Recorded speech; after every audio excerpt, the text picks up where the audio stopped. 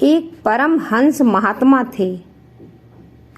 पूर्व जन्म के प्रबल आध्यात्मिक संस्कार के कारण बाल्य अवस्था से ही उनमें वैराग्य की भावना प्रबल थी। उनका मन संसार में रमने के बजाय सहसा भगवत ध्यान में डूब जाया करता था। बचपन से ही वे घंटों ध्यान में बैठा करते थे और एक दिन वे एक सन्यासी से दीक्षा लेकर संसार धारण कर गृह त्याग कर एकांत में भगवत भजन ध्यान करने लगे।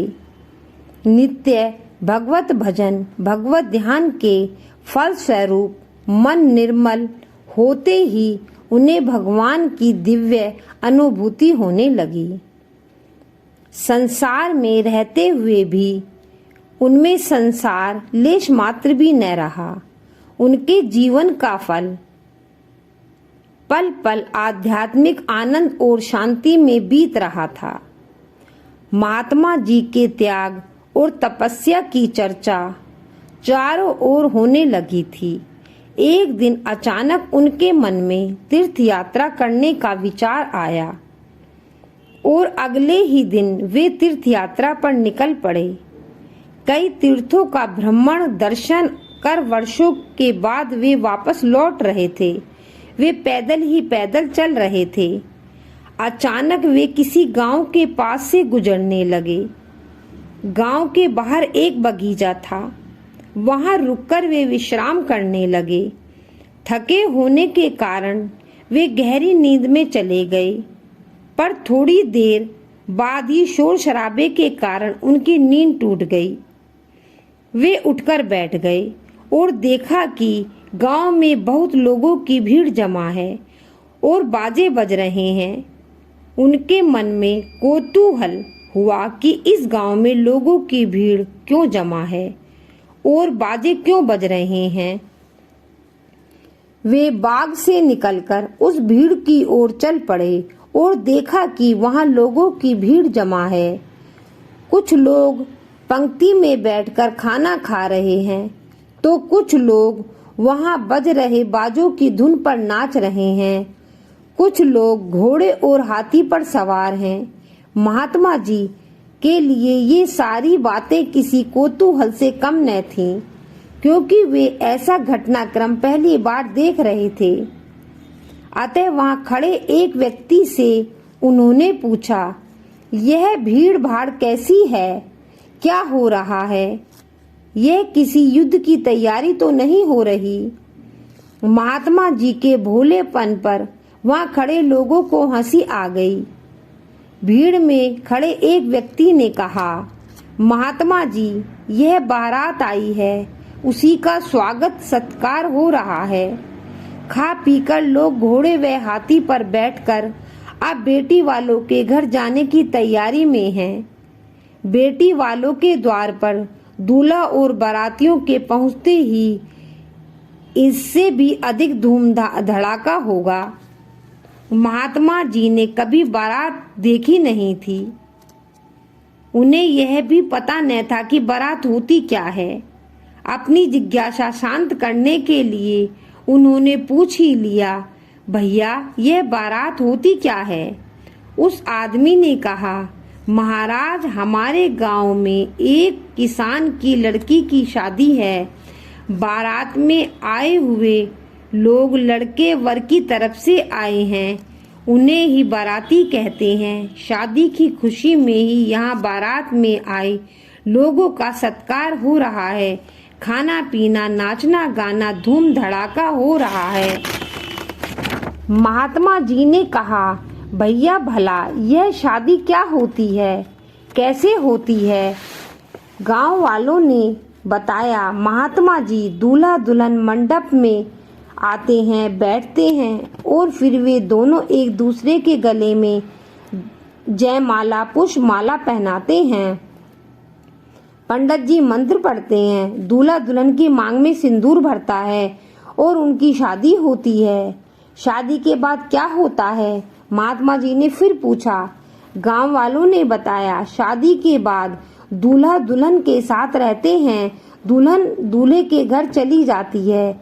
वह वहां दूल्हे के साथ रहती है और दोनों गृहस्थी बसाते हैं और संसार का सुख भोगते हैं। महात्मा जी फिर सोचने लगे, भला यह सुख क्या होता है? मुझे भी शादी के इस सुख को जानना चाहिए, पर पहले मैं शादी होती कैसे है यह तो देख लूं। यह सोचकर महात्मा जी बारात के साथ साथ चल पड़े। गांव वालों ने बारात के साथ साथ महात्मा जी का भी स्वागत किया। महात्मा जी सदैव कंद मूल फल आदि ही आहार के रूप में ग्रहण करते थे, पर आज पहली बार वे बारातियों के साथ मसालेदार भोजन ग्रहण कर रहे थे। यद्यपि किसी भी व्यंजन का स्वाद वे पहचानते न थे, पर फिर भी नए तरह के व्यंजन खाकर उन्हें नया नया और कुछ अलग अलग महसूस होने लगा था। अन्न का असर मन पर होता ही है, सो महात्मा जी के मन पर गहरा असर पड़ा। भोजन के पश्चात महात्मा जी ने सबको नाचते गाते देखा, महिलाओं द्वारा गाए जाने वाले गीतों को सुना। रात को विवाह मंडप में जाकर शादी होती भी देखी। आधी रात तक यह सब कुछ होता रहा। उसके बाद बाराती सो गए। महात्मा जी भी एक कुएं के चबूतरे पर आकर लेट गए। उस दिन उन्होंने भजन पूजन, संध्या वंदन, भगवत ध्यान, नाम स्मरण आदि कुछ भी नहीं किया। पेट स्वाद व्यंजनों से भरा हुआ था। जमभाई भी आ रही थी। उनका संध्या वंदन करने का मन भी नहीं हो रहा था। तामसी राजसी व्यंजनों के कारण उनके मन में आलस्य हो आया। मन में बारात में देखे व सुने गए सारे दृश्य एक एक कर उन्हें याद आने लगे और उन्हीं दृश्यों को याद करते हुए मन की आंखों से देखते हुए गहरी निद्रा में चले गए। दिन भर जो भी उन्होंने देखा सुना था वह उनके अचेतन मन में उतर आया था। उसी के प्रभाव के कारण सपन में उन्होंने देखा कि उनका भी विवाह हो रहा है। बारात चल पड़ी है। वे दूल्हा बन घोड़ी पर बैठे हैं। घोड़ी उछल रही है। तभी उन्हें डर लगा कि कहीं घोड़ी से उछलने से मैं नीचे न गिर पड़ूं। स्वयं को गिरने से बचाने के लिए उन्होंने नींद में एक करवट ली और धड़ाम से पास के कुएं में गिर पड़े। महात्मा जी कुएं में गिरे तो जोर जोर से आवाज हुई। कुछ बाराती जाग रहे थे। कुएं में किसी के गिरने की आवाज सुनकर वे भागे आए। गांव वाले भी इकट्ठा हो गए। महात्मा जी को बाहर निकाला गया। उनके सर में चोट लगी थी और खून बह रहा था। गांव वालों ने वैद्य को बुलाकर उनका उपचार किया। कुछ देर में उन्हें होश आया। तब तक सुबह हो चुकी थी। सभी बाराती तैयार होकर बैठे थे। गांव वालों एवं बारातियों ने पूछा, महात्मा जी आप कौन हैं और कहां से आए हैं और आप कुएं में कैसे गिरे? महात्मा जी ने अपना परिचय दिया। महात्मा जी का परिचय सुनते ही कई लोग महात्मा जी को पहचान गए और बोले, अरे आप तो सिद्ध महात्मा हैं। यह तो हम लोगों का सौभाग्य है कि हमें आपके दर्शन का सौभाग्य प्राप्त हुआ है। सबने महात्मा जी के चरण स्पर्श किए और उनसे कुछ उपदेश करने का आग्रह भी किया।